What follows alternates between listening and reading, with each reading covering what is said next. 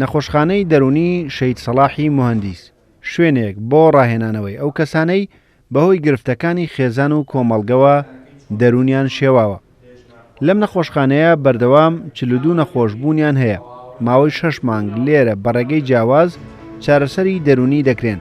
لەگەڵەوەشدا پێویستیان با ڕەخساندنی ژینگەیەکی تەندروستە بۆ ئەوەی سوود لە چارەسەرەکان وەربگرن و وەک مرۆڤێکی ئاسایی بۆ کۆمەلگا بگەڕێنەوە. باوتەی بەڕێوەبەری نەخۆشخانەکە شاناز ئیبراهیم ئەحمەد کارگێڕی مەکتەبی سیاسی و سەرپەرشتیاری مەڵبەندی ڕێخستنی سلێمانی یەکێتی نیشتیمانی کوردستان لە ڕێگەی نۆژەنکردنەوەی بینەی نەخۆشخانەکەیانەوە ئەو ژینگە لەبارەی بۆ نەخۆشەکان ڕەخساندووە. ئەم نەخۆشخانەیەکی دەرونیە بۆ ڕاهێنانەوەی دەرونیە. هەندێک جار نەخۆشی وامان بۆ دێ نەخۆشخانەکەیە ئەگەی لە خۆی نییە دیوارەکان تێکەدا عزیەتی دەرگاکان ئەشکێنێ شتەکان تێکەدا.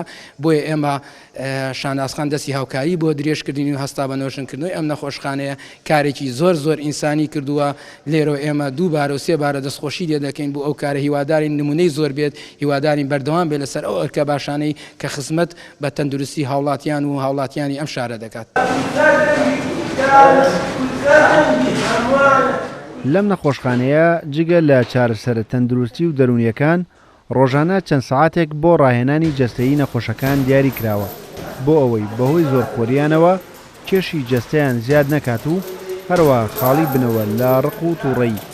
لە ماوەی چەند مانگێکدا ئامادە بکرێن بۆ دەستپێکردنەوەی ژیانێکی نوێ.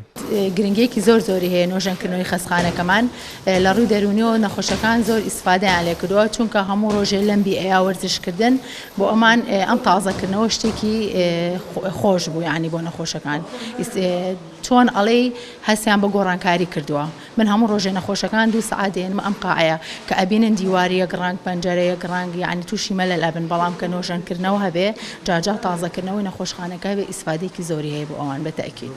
ئەم نەخۆشخانەیە ساڵی 2011 لەلایەن بنەماڵەی شەید سەلاحی موهەندیسەوە دروست کراوە و پێشکەش بە بەڕێوەبەرایەتی گشتی تەندروستی سلێمانی کراوە و دوای 10 ساڵ لە دروستکردنی لەلایەن شاناز ئیبراهیم ئەحمەدەوە نۆژەن کرایەوە. لە ئێستادا نزیکەی 50 نەخۆشی تر ناویان تۆمار کراوە بۆ ئەوەی لە داهاتوودا لێرە چارەسەر وەربگرن. تا ئێستاش بەدەیان نەخۆش لێرە چارەسەر کراون و با دەروونێکی دروستەوە تێکەڵ بە کۆمەلگا کراونەتەوە. ڕێبازیوە کورسات نیوز سلێمانی.